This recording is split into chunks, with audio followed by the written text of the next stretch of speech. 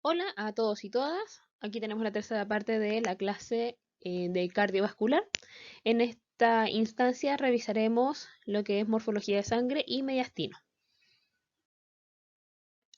La sangre em, corresponde a un tejido de tipo conectivo fluido, ya que es un tipo especializado de tejido conectivo. En promedio, el volumen total de sangre en una persona normal es de alrededor de 5 litros. Está compuesto por células, fragmentados celulares y plasma. En el caso del plasma es una sustancia intercelular líquida. La sangre circula por todo el cuerpo y está bien adaptada para sus funciones múltiples de transporte de sustancias nutritivas, oxígeno y productos de desecho, además de dióxido de carbono, hormonas, células y otros elementos. Otra de las funciones que tiene la sangre es el mantenimiento de la temperatura corporal. La sangre equivale al 7% del peso corporal, estando en promedio en 5 litros, como ya les había mencionado, pero en mujeres puede que tenga un poco menos y en varones podemos encontrar un poco más.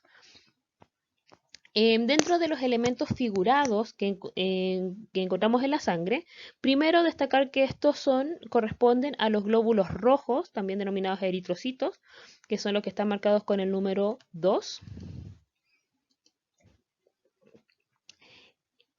Aquí con el número 2. Tenemos los glóbulos blancos, también denominados leucocitos, que están denominados aquí con el número 3. ¿Ya? Y también encontramos los trombocitos, que también nosotros conocemos como las plaquetas, que están marcadas ahí con el número 4. Con respecto a los eritrocitos, a modo de introducción, son los más abundantes, son células anucleadas, actúan exclusivamente dentro del sistema circulatorio para transportar oxígeno y dióxido de carbono hacia los tejidos del cuerpo y desde el sistema respiratorio. Los leucocitos, por su parte, cumplen funciones fuera del sistema circulatorio, utilizando el torrente sanguíneo como vía de transporte para poder llegar a los distintos destinos. Dentro de los glóbulos blancos tenemos dos categorías, los que son los granulocitos y agranulocitos. Los linfocitos y los monocitos corresponden a los agranulocitos y los granulocitos están compuestos por los neutrófilos, eosinófilos y basófilos. Vamos a hablar más adelante de un poquito de cada uno de ellos. En cuanto a la sangre, como dije ya, está compuesta por plasma y tenemos los elementos figurados, donde tenemos gran parte si nosotros separamos aquí, como lo vemos en la imagen, tenemos lo que es transparente con mayor porcentaje de agua, el plasma, una zona media donde vamos a encontrar principalmente los glóbulos blancos y la plaqueta, y la zona más densa de este decantado corresponden a los glóbulos rojos. Dependiendo el color o sea, la sangre puede adquirir un color rojo brillante o un color rojo oscuro, dependiendo el nivel de oxígeno. Esto se debe principalmente a la presencia dentro de cada uno de los glóbulos rojos, que se llama la hemoglobina, que está asociada a glucosemos y a su vez estos están asociados a fierro, ya que cuando entra en contacto con el oxígeno genera una reacción química de oxidación, el cual adquiere este color rojo brillante.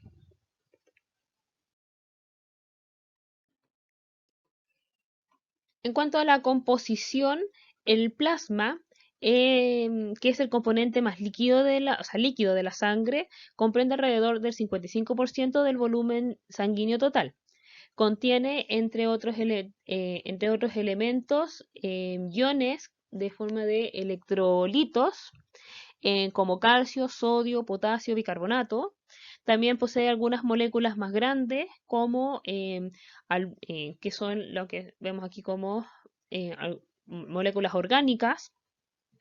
Entre ellas encontramos albúminas, globulinas, civinógeno, también como compuestos como aminoácidos, lípidos, vitaminas, hormonas y cofactores.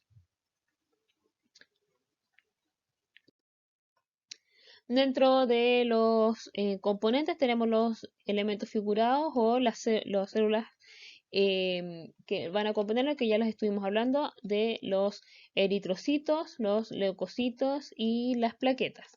Y los leucocitos tienen su subdivisión, del cual ya vamos a conversar de cada uno.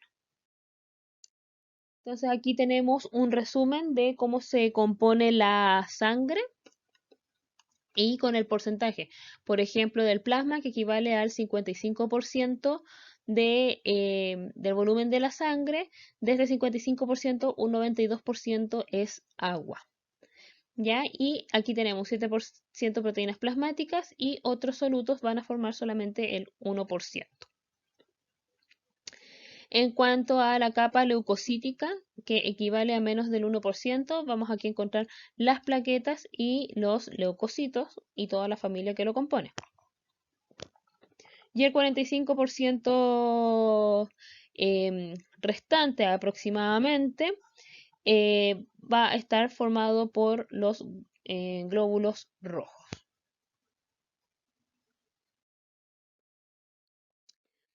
¿Ya? Entonces el hematocrito ya va a estar formado por en hombres entre el 40 y 54% y en mujeres entre 37 y 47%. Cuando estamos nosotros hablando de el hematocrito, estamos hablando de la porción de los elementos figurados que componen a la sangre, ya que cuando se extrae la sangre y este va a decantar, queda en la zona del fondo. Aquí tenemos entonces los porcentajes de hemoglobina, ya que corresponde a el porcentaje de la proteína que se encuentra dentro de los glóbulos rojos. Este es el conteo de glóbulos rojos. Ya este es el conteo del total de células blancas y del total de células blancas, el mayor porcentaje de glóbulos blancos son los neutrófilos, seguidos por los linfocitos. Y aquí tenemos el conteo de plaquetas, que son de 200 a 500 por decilitro cúbico. Dentro de las características de los elementos figurados de la sangre, como ya estuvimos mencionando, los eritrocitos son discos bicóncavos de un color rojizo, asalmonado, ya son anucleados, ya, y literalmente son sacos de hemoglobina, ya que esta es la principal proteína, ya que contiene, y ya que la mayoría de sus organelos han sido expulsados junto con el núcleo. La función principal, transportar oxígeno en las moléculas de hemoglobina. Ya también transportan una pequeña cantidad de dióxido de carbono, ya que como vamos a ver en el sistema respiratorio, la mayor cantidad del dióxido de carbono va disuelto en el plasma. En el caso de los leucocitos, ya les había mencionado que cumplen sus funciones del, fuera del torrente sanguíneo y utilizan este torrente como vía de tránsito para llegar a su destino. También les mencioné que estaban dos categorías. Por un lado estaban los granulocitos y los agranulocitos. Dentro de los granulocitos encontramos a lo que son los neutrófilos, eosinófilos y basófilos. Y dentro de los agranulocitos encontramos a los linfocitos y los monocitos. Cabe destacar, aquí tenemos a los neutrófilos, los cuales contienen tres tipos de gránulos. Gránulos específicos, gránulos azurófilos y gránulos terciarios. Esta categoría se definen en base a las tinciones. En el caso de los gránulos específicos, que implica de que tienen agentes farmacológicos y enzimas que permiten que los neutrófilos cumplan su función antimicrobiana.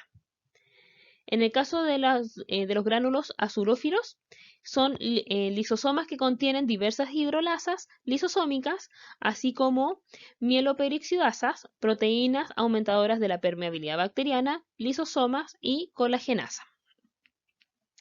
Y los gránulos terciarios contienen glucoproteínas dedicadas a la inserción en la membrana celular, al igual que la gelatinasa y la catepsinas. Todos estos el contenido de estos tres tipos de gránulos los utiliza el neutrófilo para realizar su función antimicrobiana. Entonces, cuando llegan a su sitio de acción, van a liberar su contenido de gránulos por exocitosis. En el caso de la gelatinasa, que la mencioné, aumentan la capacidad del neutrófilo de migrar a través de la lámina basal, mientras que las glucoproteínas de los gránulos terciarios contribuyen al reconocimiento y la fagocitosis de las bacterias en los fagosomas de las células. Los gránulos azurófilos y los específicos se fusionan con los fagosomas y liberan enzimas hidrolíticas hacia el interior de estas, con lo que inicia la degradación enzimática de los microorganismos. Otro dato súper interesante que tienen los neutrófilos en su forma de acción es que estos generan lo que se llama un estallido respiratorio, porque aparte de la degradación enzimática que se mencionó, los microorganismos que son fagocitados por los neutrófilos también son destruidos porque los neutrófilos lo que hacen es tomar de manera abrupta mucho oxígeno generando este estallido. ¿Para qué utilizan el oxígeno? Para formar superperóxidos, peróxidos de hidrógeno y ácido hipocloroso, compuestos que son muy reactivos y destruyen las membranas de las bacterias dentro de los fagosomas. Ahora, los neutrófilos son tan como ávidos de ejercer su función que algunos de los compuestos que mencioné recién, los generados por esta bomba de oxígeno, caen sobre el tejido conectivo adyacente, pudiendo generar daño del tejido circulante. ¿Ya? Y esto también produce la liberación de unas sustancias que son los leucotrienos, que se liberan a partir del ácido araquidónico, el cual es un mediador de la respuesta inflamatoria del tejido. Ahora, una vez de que hacen este efecto, es como si hubiesen apretado un botón de autodestrucción, ya que los neutrófilos mueren después de cumplir su función y se convierten en el componente principal del pus. En el caso de los eosinófilos, los eosinófilos tienen glándulos citoplasmáticos de color rojo intenso, ya un núcleo bilobular azul granada, por lo general en la tinción. Ya estos son encargados de eliminar parásitos con enzimas digestivas, aumentan en los ataques de alergia, pueden fagocitar complejos antígenos anticuerpos e inactivar algunos químicos inflamatorios. Por este lado encontramos los basófilos, que es el último de los granulocitos, ya equivale al 0 al 1% de los glóbulos blancos. Su núcleo tiene una disposición que puede ser en U o en S, como se ve aquí en este dibujo. Liberan histamina, ya que es un vasodilatador químico en las zonas de inflamación, lo que aumenta el volumen de esta zona. Contienen heparina y anticoagulantes. En cuanto a los agranulocitos, por un lado tenemos los linfocitos, que son las células fundamentales del sistema inmunitario. Y hay tres categorías, los linfocitos T, los B y los linfocitos nulos. Pero para diferenciarlos en una imagen se necesitan técnicas especiales y especializadas para su diferenciación. En cuanto a los linfocitos, tenemos los linfocitos T, que se encargan de la respuesta inmunitaria por células, aunque esa no es la única función. También tienen a cargo la formación de las citocinas, que facilita el inicio de toda la respuesta inmunitaria mediada por anticuerpos. Ahora, hay varios subtipos de linfocitos T y cada uno con un determinante especial que primero va a reconocer a el elemento extraño. Ya los linfocitos T son algunos tienen función como de memoria, otros tienen función reguladora, ya otros son citotóxicos naturales. En cuanto a los linfocitos B, tienen un marcador superficial que actúa como inmunoglobulinas de superficie. Esto va a gatillar la respuesta a la exposición frente a antígenos, ya produciendo anticuerpos, ya y produciendo memoria de ciertos patógenos.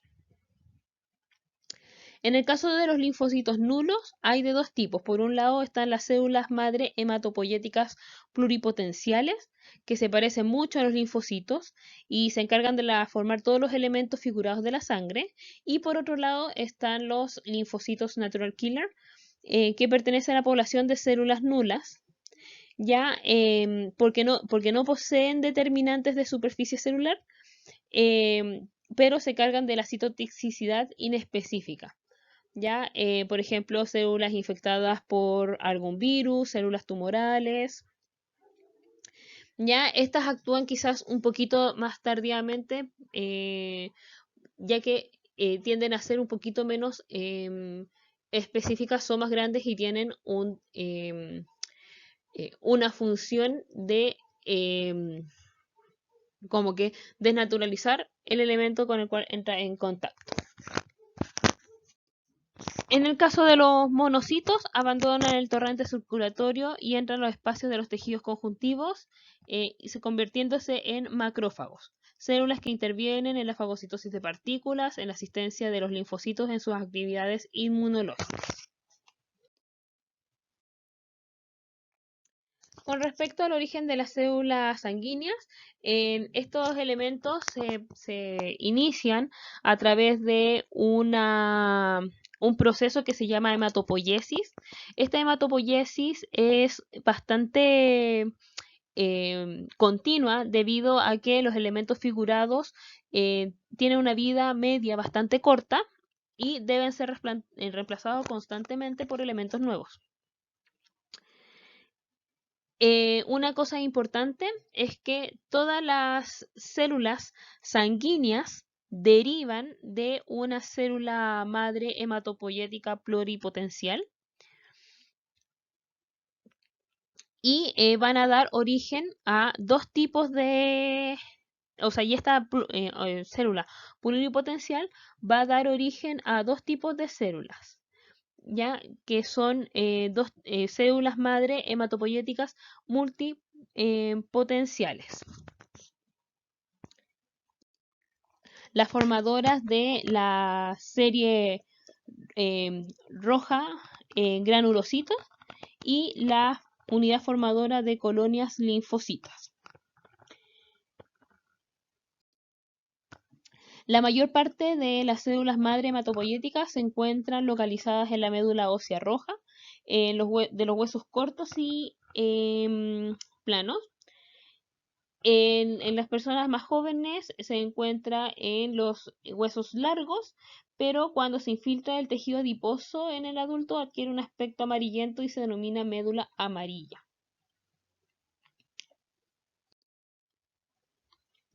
Hay distintos estímulos que van a generar o van a estimular a que haya mayor cantidad o menor producción de nuevas células. Entonces, aquí está la célula madre sanguínea. Tenemos una célula madre de tipo mieloide, que es la que va a dar todo lo que es la serie roja de glóbulos rojos, va a dar origen a las plaquetas y al mieloblasto, que va a dar origen a su vez a los granulocitos. Y tenemos la célula madre linfoide, que va a dar origen al linfoblasto y a la serie de agranulocitos.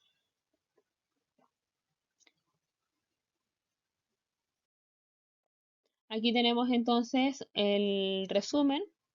Ya aquí tenemos la célula madre hematopoyética multipotencial, precursor común mieloide y precursor común linfoide.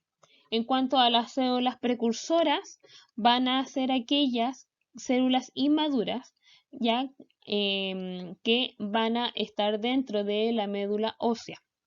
Y algunas de ellas, por ejemplo, el megacardioblasto va a dar origen al megacariocito que va a gatillar después la formación de las plaquetas. ¿Ya? El proeritroblasto va a tener una serie de pasos y mitosis, los cuales van a generar que finalmente se produzca el eritrocito.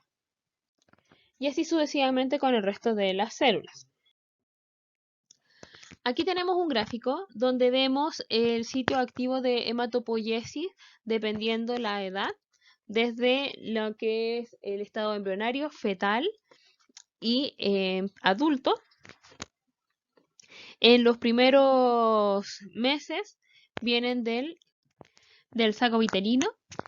Tenemos que entre el tercer y el séptimo mes está principalmente por el hígado.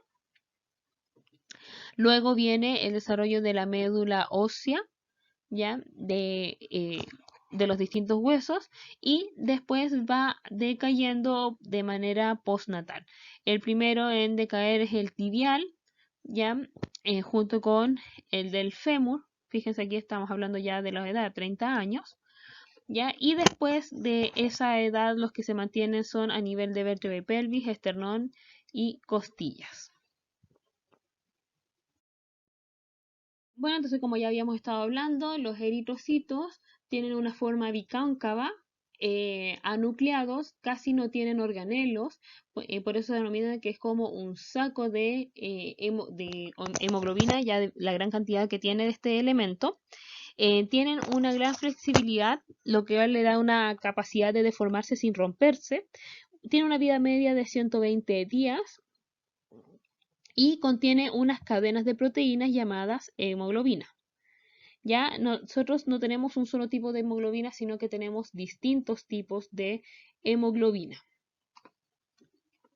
Dentro de las funciones, transporte de oxígeno, dióxido de carbono y regulación del pH. En cuanto a la eritropoiesis y o la formación de los glóbulos rojos, el principal precursor va a ser una hormona que se llama la eritropoyetina. La eritropoyetina es una hormona que se libera a nivel del riñón y responde a los niveles de oxígeno. Entonces, cuando una persona tiene una disminución de oxígeno, empieza a estimularse la liberación de eritropoyetina y la formación de nuevas células sanguíneas, ya aparte de las condiciones normales. Por eso las personas que viven en altura tienden a tener un mayor hematocrito, porque los niveles de oxígeno en altura, estamos hablando de no en un edificio, sino que viven, por ejemplo, a nivel de precordillera, a nivel de cordillera, los niveles de oxígeno empiezan a disminuir o la presión de oxígeno disminuye, haciendo que la persona esté constantemente en una situación como de pseudohipoxia. Y eso gatilla de que se requieran mayor cantidad de transportadores para poder aprovechar el máximo el oxígeno y poder dar el oxígeno a cada una de las células de nuestro cuerpo, haciendo de que se estimule más eritropoyetina y se formen más células sanguíneas. Ya estaba dando de todas maneras un ejemplo para que se entendiera. Dentro de lo que es la génesis del glóbulo rojo, tenemos que toda esta porción o gran parte de esta porción se encuentra dentro de la médula ósea. Cuando ya está en forma de reticulocito es cuando el núcleo se ha degradado y empieza a ser eliminado. y cuando se elimina ya queda el glóbulo rojo anucleado, con la forma que ya conocemos. El grupo sanguíneo es una clasificación de la sangre de acuerdo a las características presentes en la superficie de los glóbulos rojos y en el suero. Los grupos sanguíneos tienen dos clasificaciones, el sistema AB0, que es este de aquí, y la presencia del factor RH, que es RH positivo si está presente, RH negativo si está ausente. ¿Qué es lo importante? Que tenemos 4 grupos relacionados con los eritrocitos, que es la presencia de antígenos. En el caso del antígeno A, está, o sea, tenemos el grupo B, que tiene la presencia del antígeno B sobre su superficie. Tenemos el AB, que contiene antígeno A y antígeno B. Y en el caso del grupo O grupo 0, no posee ningún antígeno. El sistema inmune de las personas que tienen los distintos grupos han desarrollado un sistema de anticuerpos. Los del grupo A han generado un anticuerpo B. Los del grupo B han desarrollado anticuerpos contra el antígeno A. El grupo AB no ha desarrollado ningún antígeno. Y el grupo O ha desarrollado antígenos anti-A y antígenos anti-B. ¿Qué es lo que ocurre? Ocurriría, por ejemplo, si una persona del grupo A le aporta sangre o le dona sangre a alguien del grupo B. La sangre va a tender a, o sea, el sistema inmune va a reaccionar y puede generar respuestas muy graves como hemólisis, anemia, fallo renal, choque circulatorio e incluso la muerte. Por eso es muy importante conocer el grupo de cada persona. Si una persona del grupo A le aporta a una persona del grupo B, por ejemplo, que tiene anti-A, este es el grupo B, la sangre va a aglutinar. En cambio, si una persona del grupo B le aporta o le dona sangre del grupo B, no va a pasar nada. La sangre no va a aglutinar. Si alguien del grupo AB le aporta sangre a alguien o le dona sangre a alguien del grupo B, la sangre va a aglutinar porque están los dos antígenos. Entonces el grupo B va a reconocer el antígeno B, pero va a aglutinar porque también va a reconocer el antígeno A. Y el grupo O, que es el dador universal, no va a aglutinar porque le puede donar a todos.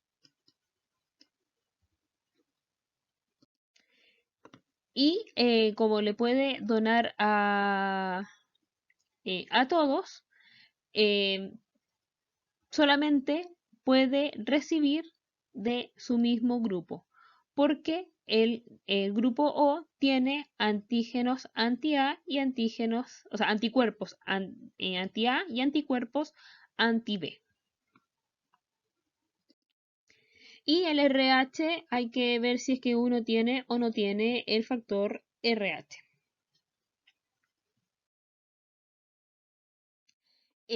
Aquí hay un video en que se los voy a dejar, se los voy a compartir. Esta ha sido una de las campañas más famosas con respecto a donar sangre, que ha sido muy exitosa, fue en Brasil.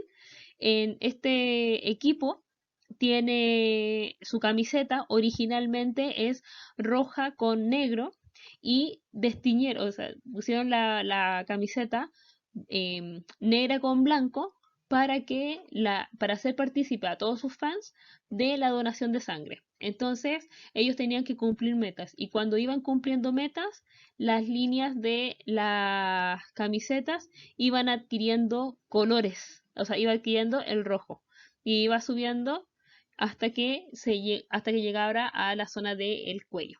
Fue una campaña bastante exitosa y les voy a compartir el video para que lo puedan ver.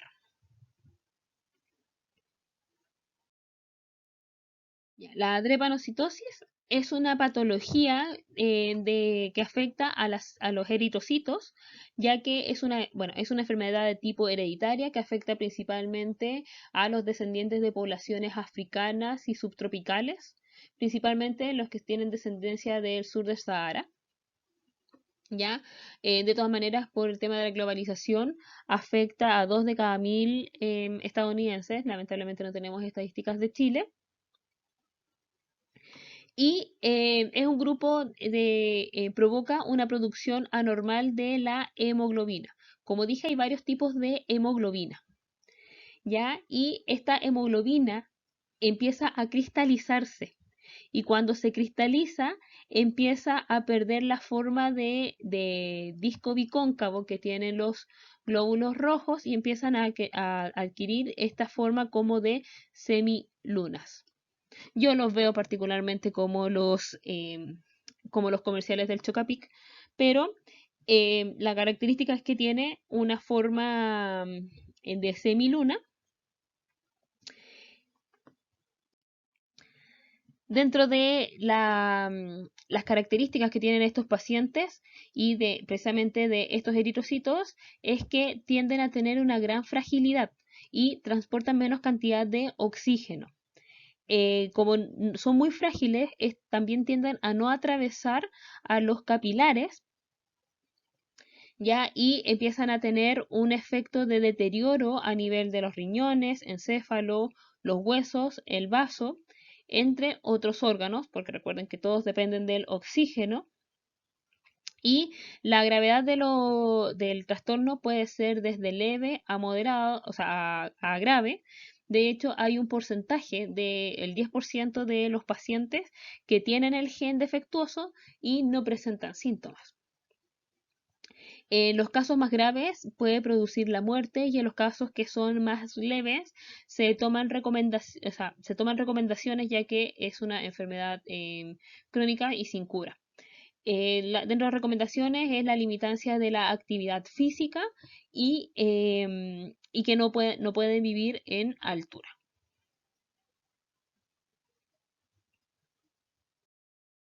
En cuanto a la serie blanca, en esta ocasión vamos a hablar un poco sobre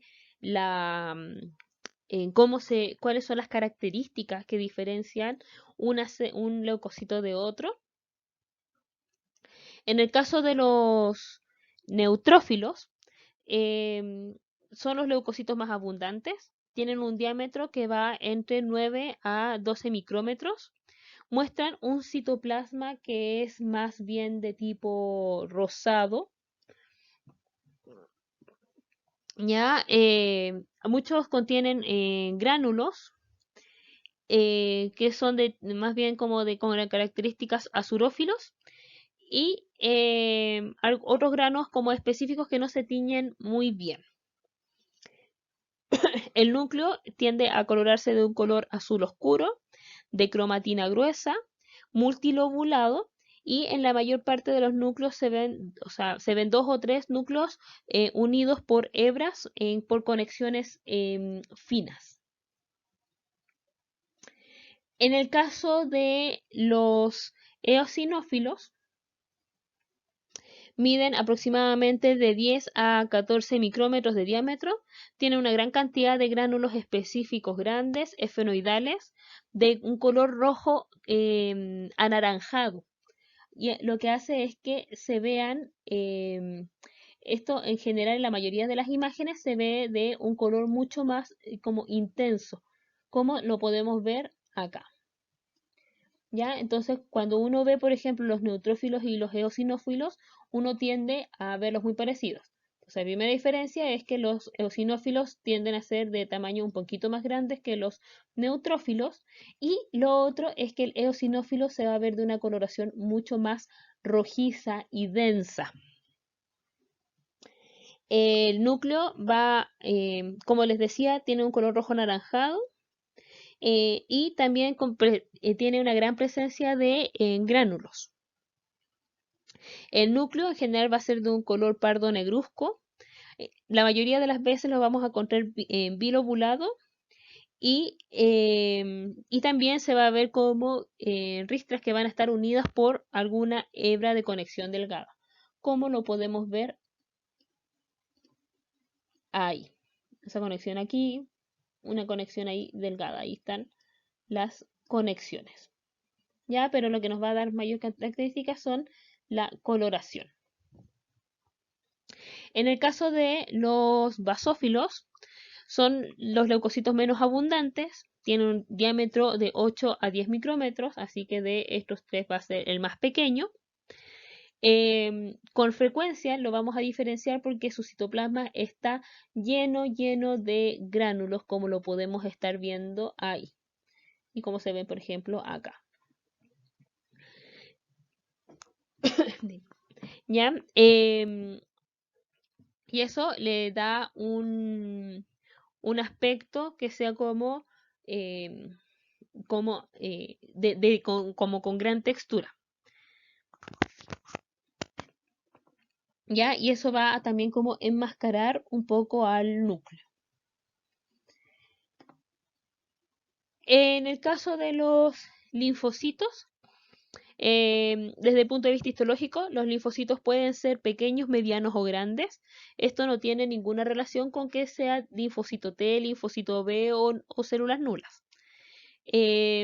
La mayoría son de tamaño más pequeño, de 8 a 10 micrómetros de diámetro.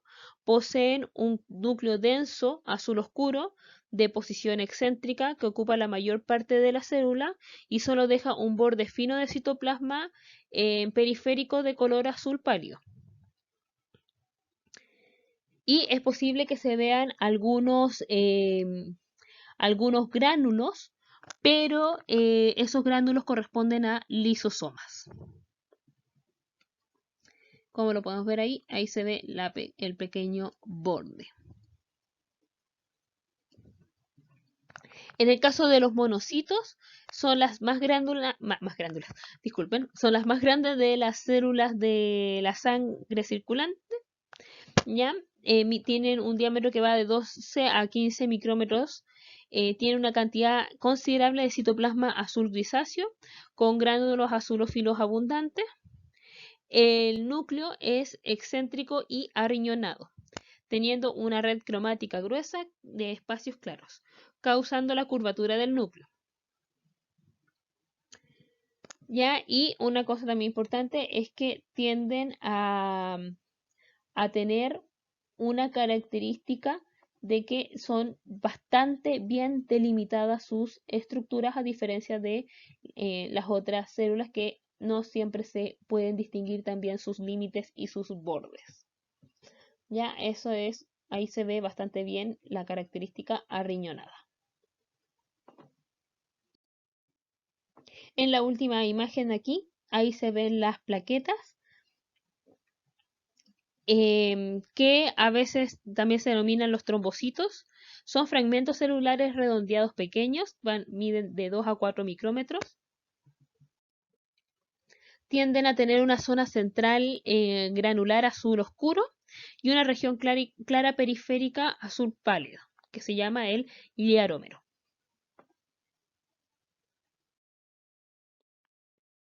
Las plaquetas derivan de los megacariocitos y como les mencioné corresponden, em, son fragmentos celulares, por lo tanto carecen de núcleos.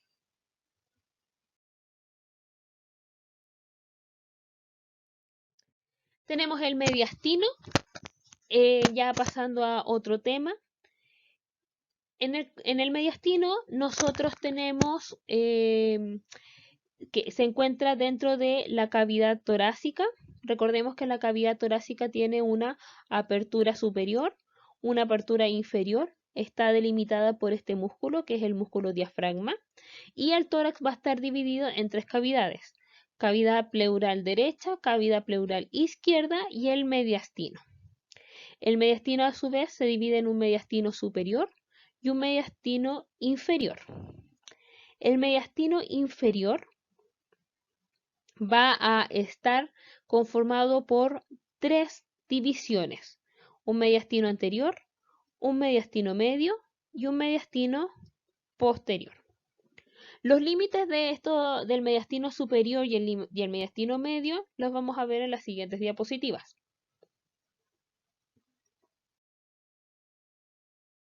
El mediastino superior es el que vemos aquí de color amarillo. Está limitado o sus límites corresponden a la cavidad torácica superior, el manubrio del esternón, los niveles vertebrales T4, T5. Vamos a tener planos, un plano en la zona anterior que es el plano glandular, donde nos vamos a encontrar con el timo. Vamos a ponerle aquí numerito. Vamos a encontrarnos con un plano venoso, donde vamos a encontrar las venas brachiocefálicas y las venas cava superior. Un plano arterial, donde nos vamos a encontrar el arco aórtico y sus ramas principales y el plexo cardíaco, ya que está adherido a esta estructura. En el plano visceral nos vamos a encontrar con el nervio vago y el nervio frénico, la tráquea, el esófago y el conducto torácico. El mediastino superior tiene esta línea que separa del mediastino inferior. Cuando nosotros hablemos ahora del mediastino inferior, vamos a tener las tres porciones: el mediastino posterior, el mediastino medio y el mediastino anterior. El mediastino inferior va a ir desde los niveles de T4 y T5, ya a nivel por anterior, a nivel de el ángulo esternal. El mediastino posterior va a ir desde la columna vertebral hacia esta capa que se llama pericardio fibroso, que va a estar rodeando al corazón, ¿ya? Y va a contener vena cava inferior, la arteria aorta torácica, la vena ácigos, la vena hemiácigos, el esófago y el conducto torácico. El mediastino, que va a ir desde esta capa que es el pericardio fibroso por su zona anterior y por su zona posterior, ¿ya? Y va a contener al corazón. Y el mediastino anterior, vamos a encontrar el timo, la arteria torácica interna, venas torácicas internas, vasos y nodos linfáticos y vasos pericárdicos paraesternales. Aquí nosotros tenemos una imagen donde aquí vemos el mediastino superior, donde aquí vemos lo que es su plano glandular, plano venoso, plano arterial y estos dos, plano visceral. En el caso del mediastino posterior, ahí vemos estructuras como el esófago, la venas ácigos, no, disculpen, vena cava inferior. Vamos a ver el mediastino medio, el corazón, y que ahí hay una, hasta ahí va, voy a cambiando el color.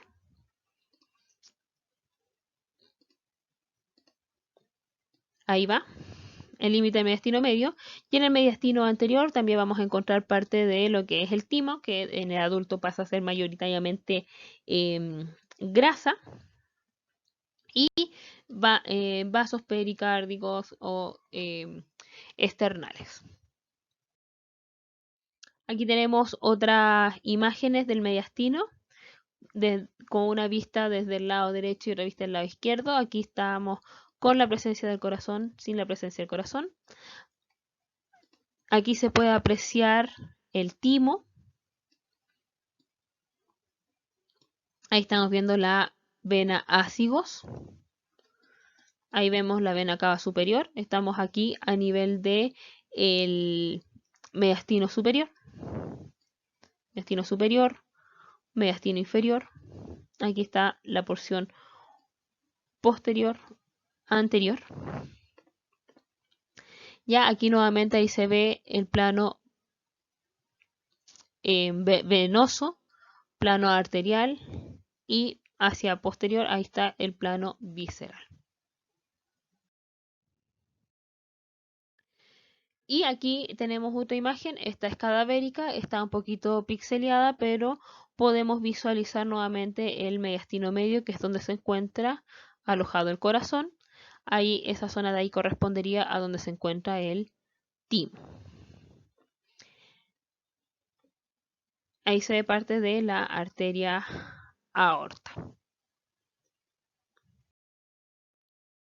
Ahí tienen unos videos de disecciones que están en inglés, pero son bastante clarificadores si es que quieren profundizar un poquito más en en este tema. Ya nos vemos en una próxima oportunidad. Que estén muy bien. Chao, chao.